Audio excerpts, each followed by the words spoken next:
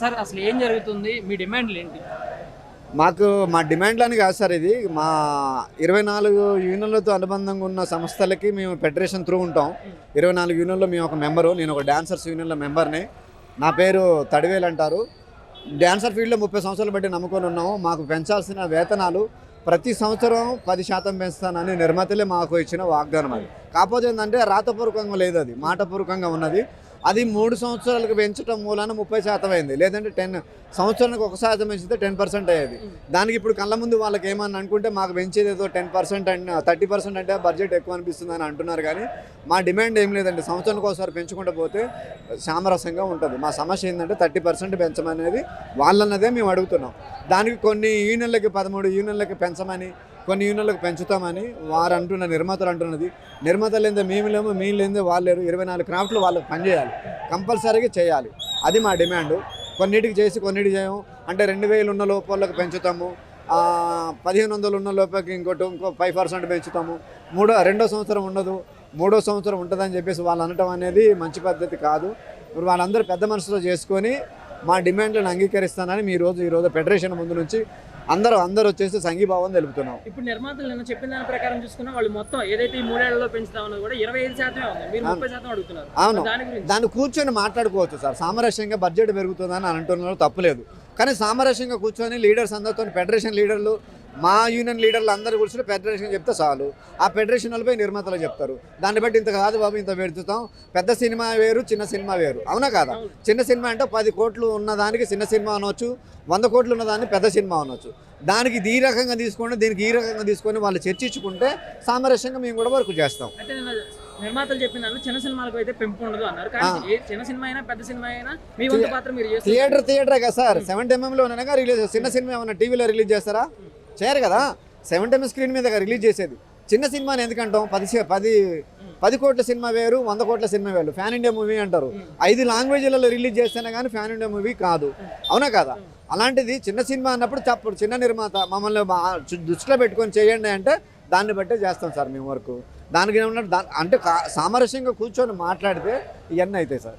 Corona తర్వాత ఇప్పుడే షూటింగ్లు బంద్ అవడం, అవును, దీన్ని మీరు ఎలా చూస్తారు? కరోనా తర్వాత ఇన్ని రోజులు వర్క్ లేదు సార్. కొంతమంది పెద్ద మనసు చేసుకొని వాళ్ళు సాయం చేయబట్టే మీ ఇండస్ట్రీలో బతకగలిగాం. వాళ్ళు CCC అంటే CCC తరఫున చిరంజీవి గారు పెద్ద మనసు చేసుకొని అందరూ మా అన్ని యూనియన్లకి గ్రాసరీస్ పంచడం మూలనే మేము అందరూ చాలామంది బతకగలిగాము. ఇప్పుడే సినిమాలు స్టార్ట్ అయ్యి ఇప్పుడే సరిగా ఆడుతున్న టైంలో మాకేంటంటే సార్, సంవత్సరానికి ఒకసారి పెంచితే మేము దీని అయ్యేది కాదు. ఒకేసారి 30% అనేటాళ్ళకి వాళ్ళకి భారం అనిపిస్తుంది. వీళ్ళు కూడా అప్పుడు టైం గంటలు కూడా పెరిగారు సార్. 8 గంటలు చేయాల్సింది మేము ఈరోజు 16 గంటలు చేస్తున్నాం సార్. ఇది కరెక్టా? లేబర్ యాక్టర్ ప్రకారంగా అయితే మేము చేయాల్సింది 8 గంటలు, కానీ 16 గంటలు చేస్తున్నాం. ఎందుకు సార్? మా నిర్మాతను బతికిద్దామని కదా. మేము వాళ్ళు ఇచ్చింది తీసుకోవటం లేదా? ఇవన్నీ చేస్తున్నాం. ఇప్పుడు మా పైన కక్ష ధోరణి అనేది నాట్ కరెక్ట్. ఎందుకంటే అందరం ఉంటాం. మేము స్కిల్ డెవలప్ చేసుకుంటామంటే స్కిల్ డెవలప్మెంట్ ఏంటి సార్? ఇన్ని సంవత్సరాలు మన జాతీయ లెవెల్లో, ఇంటర్నేషనల్ లెవెల్లో మనకు అవార్డ్స్ వస్తున్నాయి. ఎలా వస్తున్నాయి సార్? స్కిల్స్ లేనిదే వస్తాయా? టాలెంట్ లేనిదే వస్తాయా? ఇన్ని సంవత్సరాల బట్టి చేస్తూ 1960 నుంచి 1970 నుంచి ఉన్న యూనియన్లని ఈరోజు కాదని చెప్పేసి యూనియన్లతో అనుబంధంగా లేదు, యూనియన్లతో చేయమంటే అది కరెక్టా సార్? అది కరెక్ట్ కాదు. పెద్ద మనుషులు చేసుకొని వాళ్ళే నిర్మాతలు అండ్ మా ఫెడరేషన్ అధినేతలు, మా లీడర్సు, మా పెద్ద మనుషులు చేసుకున్న చిరంజీవి గారు, బాలకృష్ణ గారు, వీళ్ళందరూ మాట్లాడి కూర్చొని సామరస్యంగా మా గురించి చర్చించి మాకు న్యాయం చేస్తారని ఎదురు చూస్తున్నాం. ఈ వారంలో కానీ నిర్మాతలు ఇలాగే ఉంటే మీ భవిష్యత్ ప్రణాళిక ఎలా ఉంటుంది? మేమైతే గవర్నమెంట్ దగ్గరికి అయితే ఆశ్రయించాల్సి వస్తుంది. గవర్నమెంట్ ఏది చెప్తే అది మేము కట్టుబడి ఉంటాం. వాళ్ళు చెప్పిన దానికి మేము తలకి మేము పనులు చేసుకోవాల్సి వస్తుంది. మేము దీన్నే నమ్ముకొని ఉన్నాం. దీన్ని తప్ప మనకి మా ఏరే పని తెలియదు, మాకు రాదు. దాని గురించి చూసుకొని ఉంటాం. ఓకేనా? Thank you very much. చాలా కాలంగా చాలా పెద్ద హీరోలతో కలిసి పనిచేస్తున్నారు. కనీసం ఇప్పుడు హీరో నుంచి రెస్పాన్స్ రావట్లేదని చాలా మంది అంటున్నారు. అది చాలా బాధాకరం అండి. ఎందుకంటే ఇప్పుడు ఉన్న పెద్ద హీరోలంతా అందరూ కలిసి పనిచేసిన వాళ్ళమే. వాళ్ళంటే మాకు ఎంతో గౌరవం, ప్రొడ్యూసర్లు అంటే ఎంతో గౌరవం. కానీ ఈరోజు వాళ్ళ రెమ్యూనరేషన్లు ఏ రేంజ్లో ఉన్నాయో తెలుసు. అదేవిధంగా వాళ్ళకి కార్మికులకి సపోర్ట్ చేస్తే బాగుంటుందని చెప్పి నా ఉద్దేశం. ఖచ్చితంగా పెద్ద హీరోలంతా మాకు సపోర్ట్ కావాలి. అదేవిధంగా నిర్మాతల దయ, వాళ్ళ యొక్క ఇది కావాలి, కంపల్సరీ కావాలి. అది ఇంతవరకు అనుకోలేదు. ఒకవేళ కలిస్తే అందరం 24 కార్డ్స్ కూడా కలిసి ఫెడరేషన్ ద్వారానే పెద్ద హీరోల్ని, డైరెక్టర్ని కలవాలనే ఉద్దేశం ఉంది. నిర్మాతల మనసు ఖచ్చితంగా మారుతుందండి. ఖచ్చితంగా మా వర్కర్స్ కోసం వాళ్ళ మనసు కరుగుతుంది, చేస్తారు. లాస్ట్ టైం కూడా అంతే. లాస్ట్ టైం 3 years బ్యాక్ 20 రోజులు స్ట్రైక్ చేస్తే కానీ పెంచలేదు. వాళ్ళు ఏంటంటే ఒక గ్రిప్ ఉంటుంది, కంపల్సరీ మనం డబ్బు పెట్టేవాళ్ళం, మన మాట వినాలని ఒక ఇది ఉంటుంది. దానికి మేము తప్పుపట్టలేదు వాళ్ళని. ఖచ్చితంగా మాకు 30% ఇస్తున్నారని చెప్పి ఆశిస్తున్నాం. వేతనాలే కాకుండా కాల్ షీట్ విషయంలో కూడా చాలా ఇది ఉంది. కాల్ షీట్ల విషయంలో ఇప్పుడున్నదైతే మ్యాక్సిమం కరెక్ట్గా ఉంది.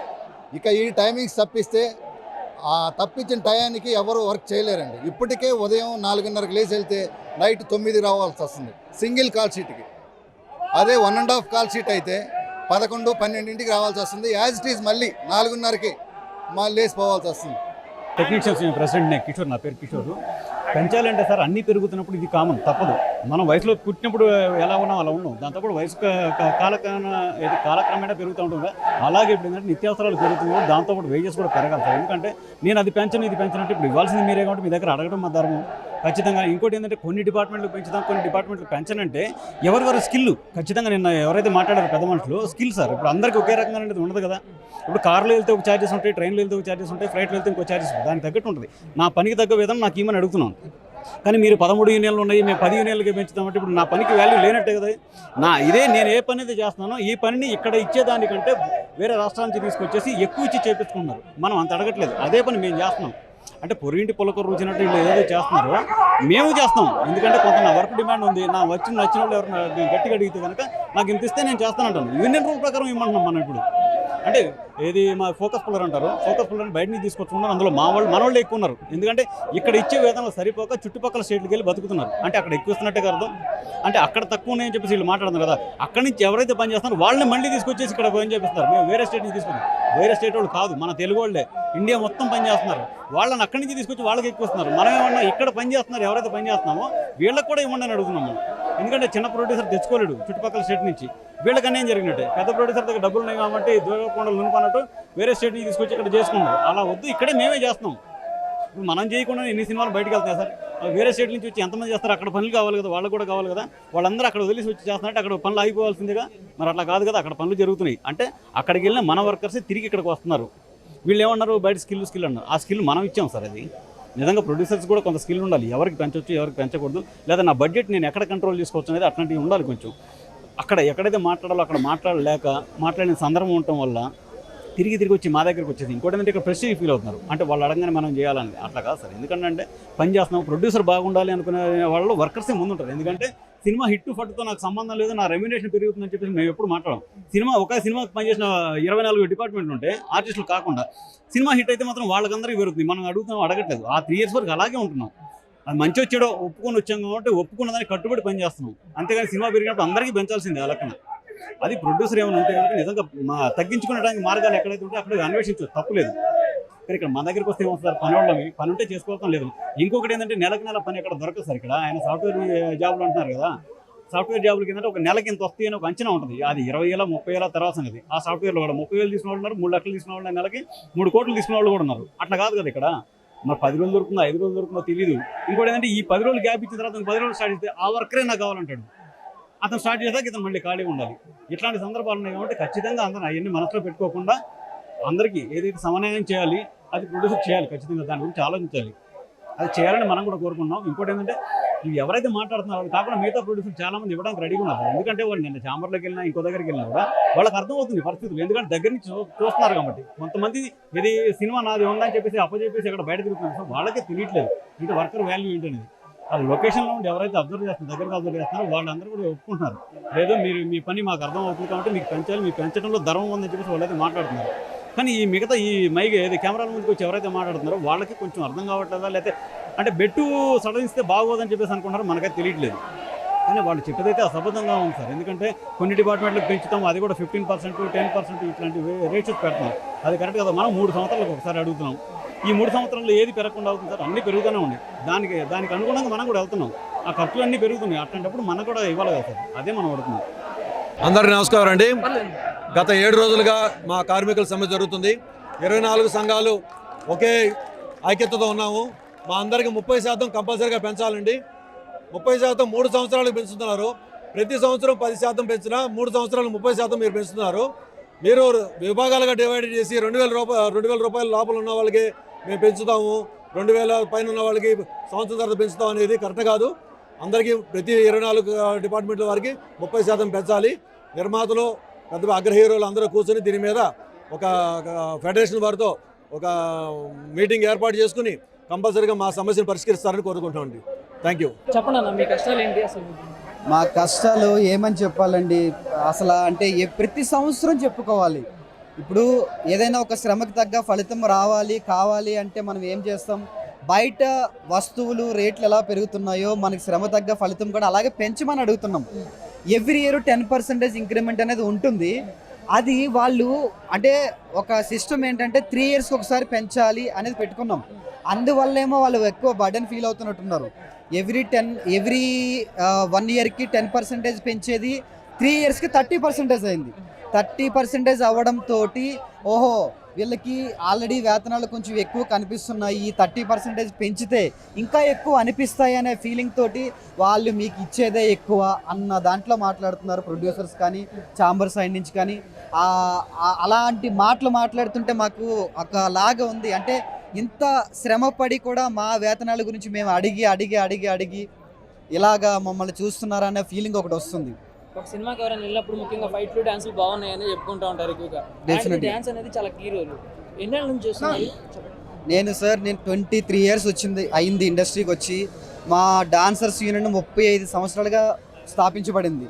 35 సంవత్సరాల నుంచి ఇప్పటి వరకు అంచెలంచెలుగా ఎదుగుతూనే వచ్చింది. ఎందుకంటే ఒక సినిమాలో ఒక పాట అవనివ్వండి, డాన్సర్లు చేసేది 6 పాటలు అవనివ్వండి, కానీ మాకు లైఫ్ టైం అనేది తక్కువ. మాకు ఒక సినిమాలో ఒక పాటకి ఒక 3 రోజులు పనిచేస్తే అంతే చాలు, ఎనఫ్ అనే, అంతకుమించి వర్క్ ఉండదు. మిగతా డిపార్ట్మెంట్స్ లాగా మిగతా క్రాఫ్ట్స్ లాగా మేము నెలంతా పనిచేయము. మినిమం ఒక నెలకి 30 రోజులు అయితే ఒక 3 రోజులు 4 రోజులు 5 రోజులు మహా అయితే 6 రోజులు, ఇంకా ఎక్కువ అనుకోండి 10 రోజులు పనిచేస్తే తర్వాత మాకు వర్కే ఉండదు. మిగతా 20 రోజులు అసలు అది వేరేలాగా ఉంటుంది. అంటే వర్క్ గురించి వెతికిలాడడం. ఈ 10 రోజుల్లో ఎంతైతే వచ్చిందో ఆ 10 రోజుల్లో వచ్చిన దాన్నే మెయింటెనెన్స్ రూపంలో మొత్తం వినియోగించుకోవాల్సి వస్తుంది. టోటల్ మెయింటెనెన్స్ అంతా రెంట్ల దగ్గర నుంచి కరెంట్లు బిల్లులు అన్ని పిల్లల చదువులు అన్ని దాంట్లో చూసుకోవాలి. అది చాలా బర్డెన్ కదండి. మీరు ఏ హీరోలతో కలిసి పని చేశారు? వాళ్ళకి గతంలో ఈ ప్రాబ్లం ఉందని వాళ్ళ దృష్టికి తీసుకెళ్లారా? సార్ ఇప్పుడు వరకు చాలా హీరోలతో పనిచేసినా కూడా ఈ వేతనాల విషయం అయితే ఎవరితోటి మేము డైరెక్ట్గా డిస్కషన్ చేయమండి. ఎందుకంటే మాకు ఒక పని ఇచ్చే దేవుళ్ళలాగా ప్రొడ్యూసర్లు అంటే, ఆ ప్రొడ్యూసర్ల దగ్గర అందరికీ కలిపిన ఒక వాళ్ళని డీల్ చేసే, వాళ్ళని ఆ కీ రోల్ లాగా నడిపించే ఒక ఛాంబర్ ఒకటి ఉంది. ఆ ఛాంబర్ దగ్గరికే వెళ్ళి వేతనాల గురించి మేము డిస్కస్ చేస్తూ ఉంటాం. వాళ్ళే ఏదైనా ఎవ్రీ 3 ఇయర్స్కి మాకు పేమెంట్ ఎంత పెరగాలనేది వాళ్ళకే తెలుసు, ఎంత పెంచాలనేది వాళ్ళకే తెలుసు. వాళ్ళే ప్రొడ్యూసర్ సైడ్ నుంచి కానీ వేరే పెద్దవాళ్ళ దగ్గర నుంచి కానీ డీల్ చేసి మాకు చెప్తారనమాట. సో ప్రతి సంవత్సరం కాకుండా ఎవ్రీ 3 ఇయర్స్కి పేమెంట్లు పెరిగే టైంకి మేము వెళ్ళి ఛాంబర్ వాళ్ళతోటే మేము డీల్ చేస్తాం. వాళ్ళే మాకు చెప్తారనమాట. 40 ఏళ్ళు పనిచేస్తున్నా, ఇంతవరకు వేతనాలు పెంచలేదు. ఎంత పోరాడినా మాకు ఇంత అవుతుంది, మాకు వేతనాలు పెంచడం లేదు. మాకు ఇంటి అద్దెలు కట్టుకోలేక కిరాయిలు కట్టుకోలేక చాలా నరకం పడుతున్నాము. ఇంతవరకు 8 నెలలు 10 నెలలు పేమెంట్లు రావడం లేదు. ప్రొడ్యూసర్లు ఇవ్వలేదు అంటున్నారు, ప్రొడ్యూసర్ నిర్మాతలు ఇవ్వలేదు అంటున్నారు, డబ్బులు ప్రొడ్యూసర్లు ఇవ్వలేదు అంటున్నారు, నిర్మాతలు ఇవ్వలేదు అంటున్నారు. ఆఫీసు డబ్బు రావడం లేదు, పేమెంట్ రావడం లేదు. మాకు వేతనాలు పెంచాలి. మేము ఎన్ని సంవత్సరాలు చేసినా మేము పెద్ద సినిమాలు చేసాము.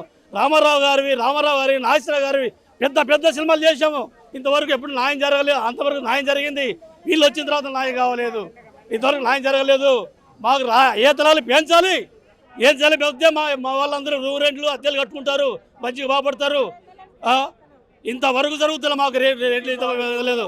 అదే ఇంటి బాడులు కూడా కట్టలేని పరిస్థితుల్లో ఉన్నామండి. ఎందుకంటే వచ్చే 620 రూపాయల్లో ఇంటి బాడుగులు కట్టలేమండి. ఈ వేతనాలు పెరిగితే అప్పుడన్నా మాకు బాడుగులు దొరుకుతాయా అనేది మాకు తెలవటం లేదండి.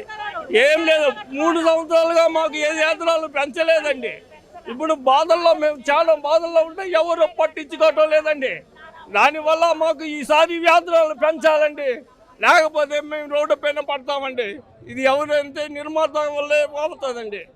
పొద్దున్న నుండి సాయంత్రం దాకా కష్టపడుతున్నాం. లొకేషన్లలో పరుగులు చేస్తున్నాము, పరుగుతున్నారు, బాంబులలో ఆర్డీలో పరిగెత్తున్నారు. ఇంతవరకు ఏది లేదు. మాకు పేమెంట్లు పెంచమని మేము అడుగుతున్నాం సార్. మాకు ప్రొడ్యూసర్లు పెంచమని అడుగుతున్నాం.